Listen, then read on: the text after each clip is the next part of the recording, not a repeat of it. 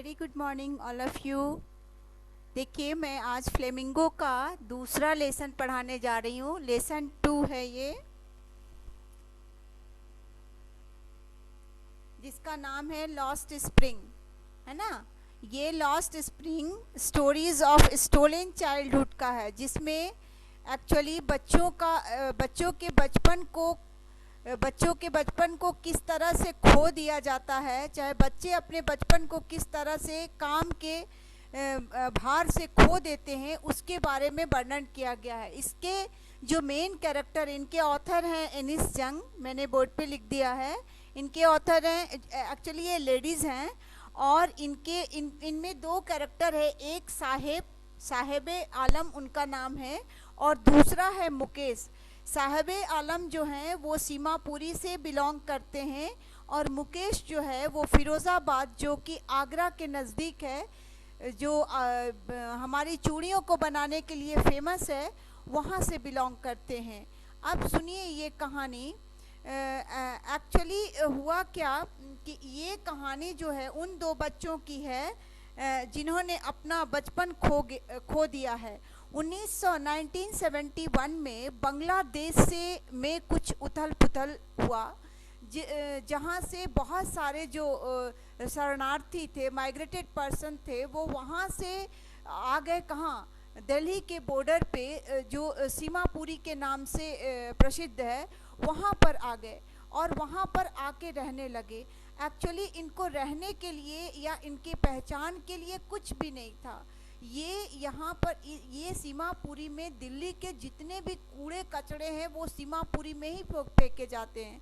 चूँकि सीमापुरी बांग्लादेश से बहुत करीब में है, दिल्ली और बांग्लादेश के बॉर्डर पे है, तो ये जो इसलिए उनको आसान था कि वो सीमापुरी में आकर रह गए। अगर कभी भारत की सरकार उन्हें परेशान करने लगी तो वो आसानी से अपने देश में चले जा सकते थे। तो 1971 में वो वहाँ से माइग्रेट होके यहाँ पर आए थे। लेकिन यहाँ पर जो दिल्ली का सारा कूड़ा कचरा जो फेंका जाने लगा, तो ये लोग जो है इनके जीविकोपार्जन का साधन वो कूड़ा कचरा बन गया। जितने भी वहाँ के बांग्लादेशी बच्चे थे, वो मॉर्निंग के समय जो है वो इस कूड़े कचड़े पर आते थे। उन्हें कभी रुपए मिल जाते थे, कभी सिक्के मिल जाते थे, कभी कभी तो सोने के गहने भी कुछ मिल जाते थे, और उनको और भी चाहत बढ़ जाती थी कि अरे अभी आज तो रुपए मिले, कल सोने मिले, परसों चांदी भी मिल सकते थे। तो ऐसा होता भी था उनके साथ। तो उनका जो जीविकोपार्जन का, जो सर्वाइवल का जो सोर्स था, वो यही था, कूड़ा कचरा। वो नंगे पांव आते थे और ये कूड़ा कचरा से जितना चून पाते थे, अगर उसमें मिल गया पैसे तो नहीं, और नहीं तो जितना भी कूड़ा कचरा जो है, रैग्स जो था, वो चुनते थे गार्बेज डंप से, और फिर वहीं पास में सीमापुरी में ही एक फैक्ट्री था कूड़े कचरे का, वहाँ पर जाकर के वो बेच देते थे। रिसाइकलिंग के लिए वहाँ पर फैक्ट्री बनाया गया था, तो वहीं पे वो जाके बेच देते थे। जो पैसा मिलता था वो पैसे से उनके परिवार की परवरिश होती थी। और भारत की सरकार जो थी, उनके लिए एक राशन कार्ड इशू की थी। वही उनका सर्वाइवल का एकमात्र साधन था, जिससे वो वोटिंग कर पाते थे, और जो ग्रेन्स, जो राशन कार्ड से उनको जो ग्रेन्स मिल पाता था इंडियन गवर्नमेंट से, तो वो एकमात्र साधन था। वो मिट्टी के घरों में रहते थे, उनके पास ना सीवेज था, ना ड्रेनेज था, सिस्टम था, कुछ भी नहीं था। एकदम एक नर्क के समान वो जगह था। मिट्टी के उनका जो छत था वो टीन और तारपोलिन से बना हुआ छत था। ऐसे जगह में वो रह करके अपना जीविकोपार्जन करते थे। एक समय की बात है कि मॉर्निंग के समय जो एनिस जंग है, ये खुद का उन्होंने लिखा है कि वो मॉर्निंग वॉक करते करते, वो सीमापुरी के आसपास ही रहती हैं, मॉर्निंग वॉक करते करते वहीं पहुंच जाती हैं जहां पर बच्चे जो हैं कूड़े कचड़े के ढेर में कुछ ढूंढ रहे होते हैं। वहाँ पर वो देखती हैं कि सारे बच्चे नंगे पाँव हैं। उनमें से उनको एक बच्चा थोड़ा तेज़ तरार नज़र आता है, तो उनको बुलाती हैं और पूछती हैं, भाई तुम्हारा नाम क्या है? तो वो बच्चा बोलता है साहबे आलम। तो वो बोलती हैं कि आपका नाम साहबे आलम है, तो आप इस नाम का अर्थ समझते हैं? तो बोलता है कि नहीं मैम, मैं क्या जानूँ, मैं तो पढ़ नहीं सकता हूँ। तो वो बोले क्यों, आप क्यों नहीं पढ़ते हैं? तो वही बोले कि मैम, वो बोलता है कि मैम, यहाँ मेरे खाने के लिए तो पेट भर भोजन के लिए पैसे नहीं है, पैर में जूते नहीं है, कपड़े नहीं है, तो मैं पढ़ूंगा क्या? पढ़ने के लिए मेरे पास पैसे कहाँ से आएंगे? ये सुनकर एनिस जंग बड़ा दुखी होती हैं। फिर वो लेकिन उस लड़के के आंखों में कुछ ड्रीम उनको नज़र आता है। तो वो पूछती हैं, उसका नाम पूछती हैं कि आपका नाम क्या? तो बोलता है कि साहबे आलम। तो बोलती है इस नाम का अर्थ? तो बोलता है कि मुझे नहीं पता। तो साहेब का मतलब होता है मालिक और आलम का मतलब होता है यूनिवर्स। जिस नाम का अर्थ है पूरे पूरे यूनिवर्स का मालिक, वो नाम वो उस बच्चे का जिसका नाम इतना अच्छा है, उसको उसका अर्थ नहीं पता है। ये जान करके एनिस जंग को बहुत दुख होता है कि हमारे भारत में इतना इलिटरेसी है। अगर ये इलिटरेसी को दूर कर दिया जाए तो इंडिया कहाँ से कहाँ पहुँच जाएगा। खैर, वो इस पार्ट को अभी अब जो है कुछ दिन यूं ही बीतता है। एनिस जंग ये राइटिंग आपको लिख के देती हैं, लेकिन कुछ दिन के बाद जो है फिर एनिस जंग सीमापुरी में विजिट करती हैं। तो वहाँ देखती हैं क्या कि जो साहबे आलम है, वो उनके पास उसके पीठ पर एक बहुत बड़ा केन है। वो टेनिस प्लेयर का एक कपड़े पहने हुए, टेनिस प्लेयर का बूट पहने हुए, और वो दौड़ते हुए इनके पास आता है और बोलता है मैम मैम, मैं तो अब बहुत खुश हूँ, मैं एक बहुत अच्छा नौकरी करता हूँ। वो देख के भी बहुत संतुष्ट और खुश दिखता है। तो एनिस जंग पूछती हैं आप क्या नौकरी करते हो? और वो देख रही हैं कि एक बहुत बड़ा केन जो है, प्लास्टिक का एक केन जो इनके भार से ज़्यादा लगता है, उतना बड़ा केन उनके पीठ पर है।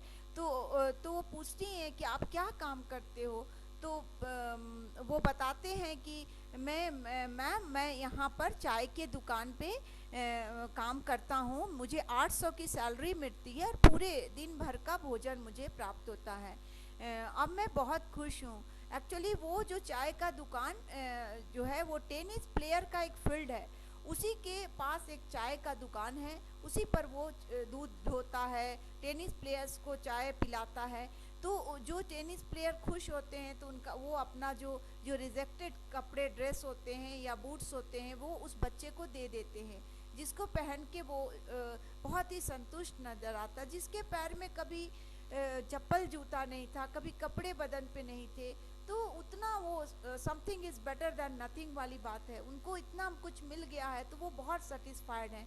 ऐसे भी गरीब लोग जो है अमीर की तरह भूखे नहीं होते, गरीब बहुत ही संतुष्ट होते हैं, उनको थोड़ा भी मिलता है तो उसमें वो संतुष्ट होते हैं। हमारे जो सोसाइटी के जो रईस ज़्यादा हैं, उनको तो जितना भी दे दो उनका पेट कभी नहीं भरता और वो कभी संतुष्ट नहीं होते। ये तो बात सच है, ये फैक्ट है।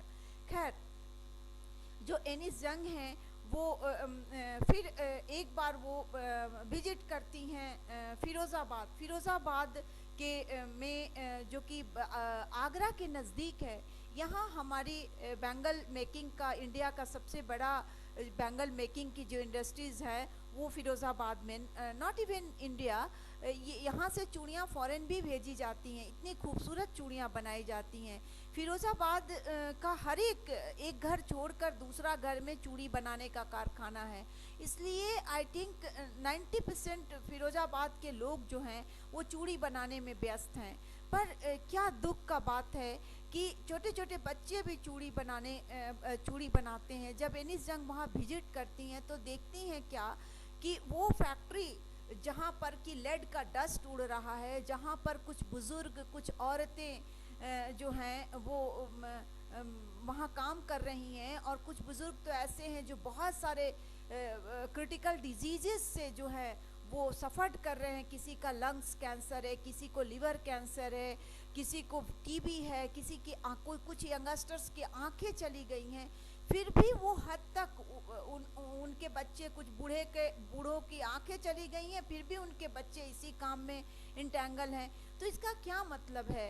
भाई, जब आपके पेरेंट्स का आंख नहीं है, आपको पता है कि ये कितना हार्मफुल है, क्योंकि ये चूड़ी जो है वो उसको पकाने के लिए बहुत छोटे छोटे डिंजी सेल्स का इस्तेमाल होता है। छोटे छोटे रूम्स होते हैं जिनमें वेंटिलेशन का भी साधन नहीं होता है, और उसमें फर्नेसेस, बहुत हॉट फर्नेसेस, भट्टी जिसको आप कहते हैं, उसमें चूड़ियाँ पकाई जाती हैं। चूड़ियाँ जिसमें चमक लाने के लिए उसको घिसा भी जाता है, जिससे पूरा बेंगल इंडस्ट्रीज में लेड डस्ट फैला हुआ रहता है, शीशे का डस्ट, जिसको वहाँ के यंगस्टर्स, वहाँ के ओल्डर्स जो हैं वो इनहेल करते हैं और बहुत सारे बीमारियों से पीड़ित हैं।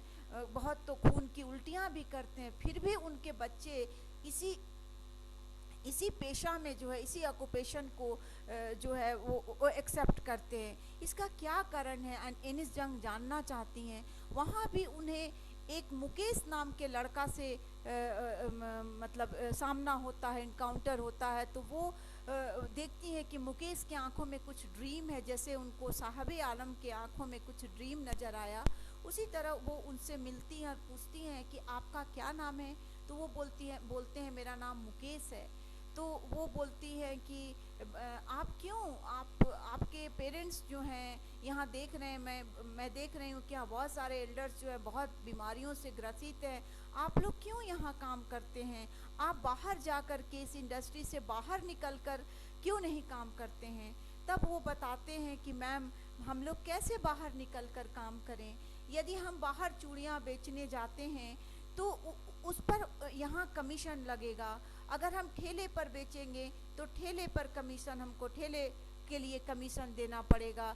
जिस रोड पे हम जाकर चूड़ियाँ बेचेंगे, पुलिस वाले को के डंडा से बचने के लिए हमें उनका कमीशन देना पड़ेगा। उसके बाद जिस दुकान के सामने हम ठेले पर लगाएंगे, उनको कमीशन देना पड़ेगा।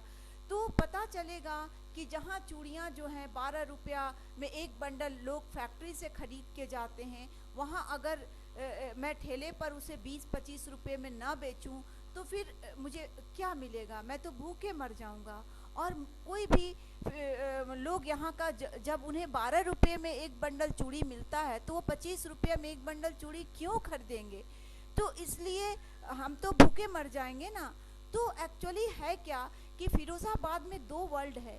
एक वर्ल्ड जहाँ लोग गरीबी में, पोवर्टी में, वेव ऑफ पोवर्टी में अपना लाइफ लीड करते हैं, बच्चे से लेके बूढ़े तक, बस यही कि उनको दिन भर का भोजन मिल जाता, कुछ सैलरी मिल जाता है, इस पे ज़िंदगी गुजारा करते हैं। और दूसरे तरफ वो लोग जो उनसे काम कराते हैं, मिडिल मैन हुए, होर्डर्स हुए, वो जो बड़े बड़े पुलिसमैन हुए, जो उनको दबाव में काम करवाते हैं, बच्चों का चाइल्डहुड को जो है उसको एक्सप्लॉयट करते हैं, शोषण करते हैं, उन्हें ऑप्रेस करते हैं, सताते हैं उनको।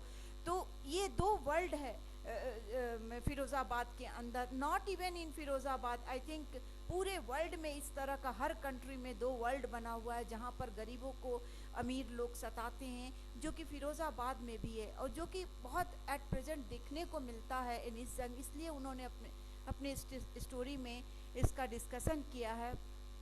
वहाँ एक सविता नाम की लड़की भी बैंगल बनाती हैं। उनसे भी वो पूछती हैं कि आप बैंगल क्यों बनाते हो? तो वो बोलती हैं कि ये सुहाग का प्रतीक है। तो पूछती है सुहाग का मतलब? तो उन्हें पता भी नहीं रहता कि ये औरतों के लिए एक बहुत ही शुभ माना जाता है चूड़ियाँ। तो इतने छोटे छोटे बच्चे काम करते रहते हैं जिनको पता भी नहीं है कि चूड़ी का क्या इम्पोर्टेंस है हमारे समाज में औरतों के बीच। तो फिर ये मुकेश से फिर पूछती हैं कि अगर आपको छूट दिया जाए तो आप क्या बनना चाहेंगे? तो वो बोलता है कि मैं मोटर मैकेनिक बनना चाहता हूँ। तो वो बोलती हैं क्यों आप प्लेन मैकेनिक नहीं बनना चाहते हैं? तो वो बोलता है कि मैम, फिरोज़ाबाद में बहुत कम प्लेन उतरते हैं, अगर कम प्लेन यहाँ पर लैंड करेंगे तो वो ख़राब भी कम होंगे, जिसके वजह से हमें काम भी, नौकरी भी कम मिलेगा। लेकिन मोटर बहुत चलता है, इसलिए मोटर ख़राब होंगे ज़्यादा तो हमें हमेशा हमको मोटर बनाने का मौका मिलेगा, हमेशा हमें पैसे मिलते रहेंगे। पर उस बच्चे को ये पता नहीं कि एक प्लेन मैकेनिक 1 महीने में जितना कमाता है, एक मोटर मैकेनिक 1 साल में भी वो उतना अर्न नहीं कर पाता है। तो ये क्यों? Due to lack of education, शिक्षा की कमी के वजह से ऐसा सोच है बच्चों का। तो जो मुकेश और जो आपका साहबे आलम है, दोनों का बस स्टोरी सेम है। उनके बचपन को क्या कर दिया गया है, काम के बोझ में खो दिया गया है।